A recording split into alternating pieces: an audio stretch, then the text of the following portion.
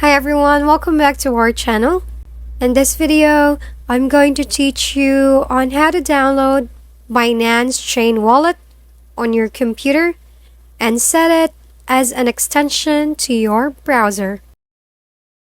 Open Google Chrome, then search for the Chrome Web Store.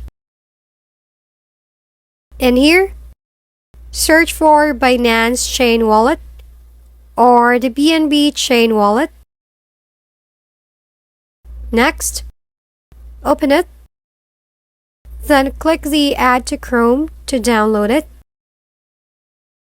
Note that your ads blocker must be disabled if you have one to allow pop-ups. Next, click the Add extension in the pop-up. Once the extension is installed, then go ahead and log in to your Binance Chain Wallet account if you have one.